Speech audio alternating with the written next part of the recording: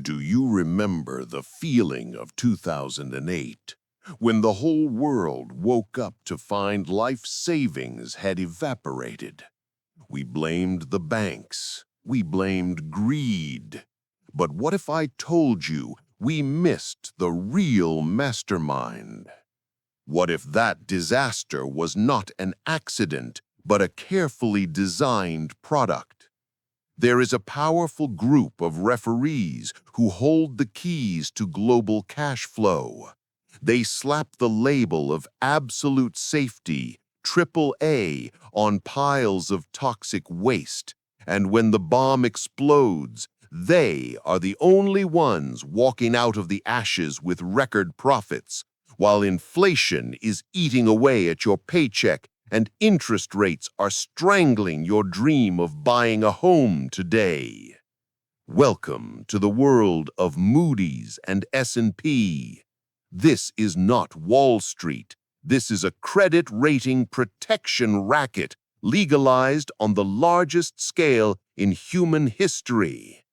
Before I expose how they are preparing for the next collapse in 2025, I want to know, where are you watching this video from?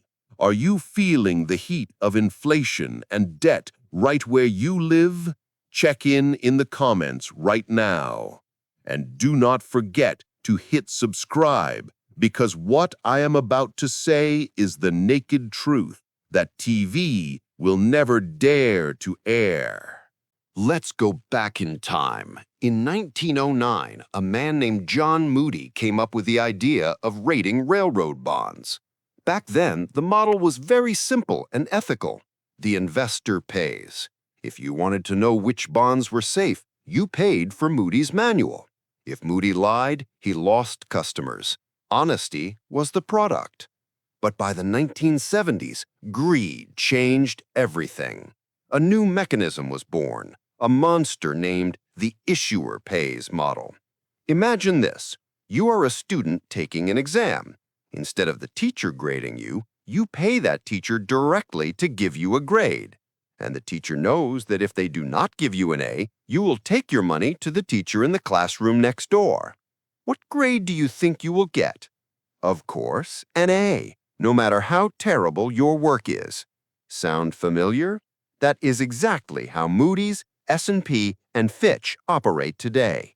The big banks and corporations, the debtors, are the ones paying the salaries of the people assessing their risk. Look at 2007. Investment banks created packages of mortgage-backed securities containing loans from people with no jobs, no income, and no assets. Essentially, it was garbage. But to sell garbage to pension funds and retail investors, they needed the AAA label. They went to Moody's and said, "Hey, rate this pile for me. The fee is $500,000.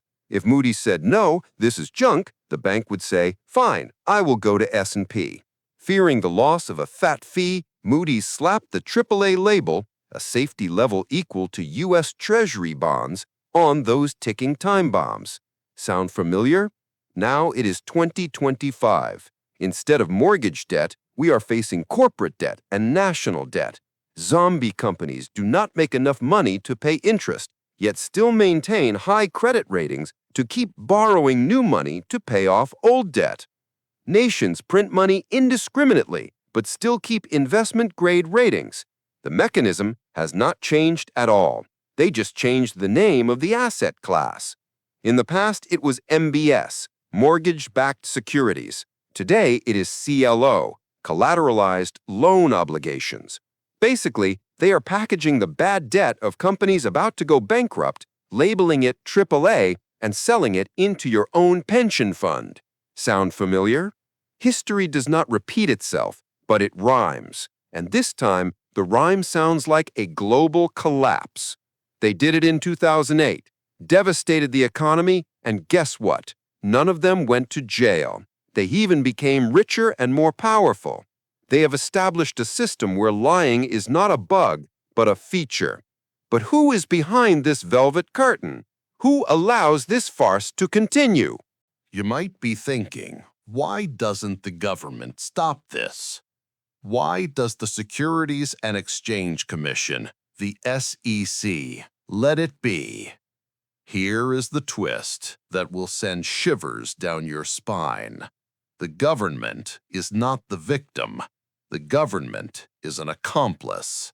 In 1975, the SEC created a regulation called NRSSRO, Nationally Recognized Statistical Rating Organizations. Basically, they gave Moody's, S&P, and Fitch a shield of monopoly. Banks and insurance funds are required by law to only buy assets with high ratings from these three names. That means rating agencies do not need to compete on accuracy. They have been canonized by the state. They do not sell opinions. They sell regulatory licenses. Without their label, the world's cash flow would freeze. But here is the craziest part. When sued in court after 2008 for defrauding investors, do you know what defense they used? They did not deny they were wrong. They said, "Our ratings are just personal opinions, like an editorial in a newspaper. It is protected by the First Amendment on freedom of speech." That is right. They make billions of dollars selling financial safety, but when they are wrong, they say it is just a mere opinion, and they are not legally responsible. An ultimate audacity. And who is the biggest beneficiary of this unethical money-printing machine? You will not believe this name. A man worshipped by the world as a sage, a symbol of value investing. Warren Buffett. Yes, Warren Buffett's Berkshire Hathaway has been the largest shareholder of Moody's for decades. He knows full well this model is an unbreakable toll bridge. He knows this is a monopoly protected by the state. While he preaches about investment ethics, he is profiting from this very fraudulent system. The receipt is wilder than you think. Buckle up, because now we are going deep into the engine room to see how they actually cook the numbers. Let me simplify this devilish mechanism for you. This is what they call structured finance, but I call it financial alchemy. Imagine you have a barrel of rotten apples. No one wants to buy them, but if you mix that barrel of rotten apples with 100 other barrels of rotten apples, puree them and package them into beautiful juice boxes, suddenly you have a new product. This is how they do it with debt, through a process called tranching. First, the illusion of diversification. Banks bundle thousands of risky loans, like auto loans, credit cards, and weak corporate debt, into a giant pool called a CLO, collateralized loan obligation. Their theory is that maybe one person will default, but it is impossible for thousands of people to default at the same time. This is a blatant lie. In an economic crisis, everyone defaults at the same time. Diversification vanishes when the tide goes out. Second, the miracle called the waterfall. They divide that debt pool into tiers or tranches. The top tier is the senior tranche, paid first. The middle is mezzanine, paid next. The bottom is equity, taking the first risk. The rating agencies, Moody's and S&P, step in, take the fee from the bank, and label AAA on 80 to 90% of that pool, the senior tranche. They say the top tier is absolutely safe because the bottom tier absorbs all the risk. But remember, the raw material is rotten apples, bad debt. How can 90% of the output be solid gold AAA? That is the math of madmen. but it is stamped legal. Let me give you numbers that will make you shudder. This is the power and consequence of greed. $11 trillion. That is the current U.S. corporate debt figure for 2024 and 2025. A huge portion of that is rated BBB, just slightly above junk status. If the economy has a mild recession, trillions of dollars will be downgraded to junk, forcing pension funds to sell off, causing an immediate market collapse. 45,000%. In the pre-2008 crisis period, the number of AAA-rated assets exploded. In 2006 alone, Moody's gave a AAA rating to 30 mortgage-backed securities every single day. Meanwhile, in 100 years of history, only a few U.S. companies like Microsoft and Johnson & Johnson achieved true AAA standards. This grade inflation is unimaginable. 93% profit. Moody's operating profit margin in structured finance ratings sometimes reached this unthinkable level. No legitimate business has such a profit margin. That is the profit of monopoly and corruption. $66 million. This is the average amount a rating agency could make from a big bank for just one deal. Would you dare fail a student paying you $66 million? Never! 0% accountability.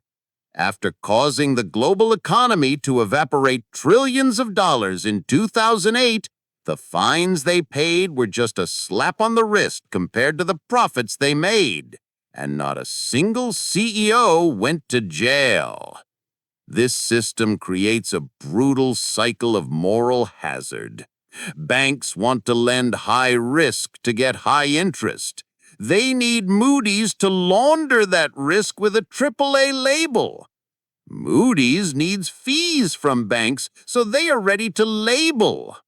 Investors like pension and insurance funds need AAA assets to comply with the law, so they buy blindly. The result? Risk does not disappear, it is just hidden. It accumulates, swelling like a malignant tumor, nourished by the lies of the rating agencies. And when the bubble bursts, who pays? Not Moody's, not the bank CEOs with golden parachutes. It is you. Through bailout packages from tax money, through inflation devaluing currency, and through the decline in the value of pension funds. This is a massive transfer of wealth from the working class to the financial elite, carried out openly in broad daylight with the seal of approval from S&P and Moody's. They call it the free market. I call it engineered collapse.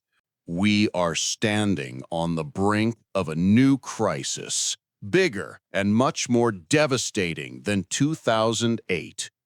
Why? Because the system today is faster, global connections are tighter, and the debt volume is many times larger. These rating agencies, the ones who lied to you in 2008, are still sitting there. Still the same names, Moody's, S&P, Fitch. Still the same issuer pays business model. Still the same conflicts of interest. Nothing has changed. We are living in an economy built on borrowed time and false confidence. Denial is the opium of the market, and the rating agencies are the drug dealers. Do not trust the AAA label. Do not trust the safety this system promises. When the music stops, the chairs will disappear, and they will again say it was just their personal opinion. Do not let yourself become a victim again. Equip yourself with knowledge. Question everything. Look at the cash flow. Do not look at the score. If you feel outraged by this truth, share this video immediately. Help people wake up before it is too late, and ask yourself this final question. Are we wiser now, or are we just walking the same path in better suits? Leave your answer below. This is the unfiltered truth. See you in the next video when we unmask the people behind the curtain.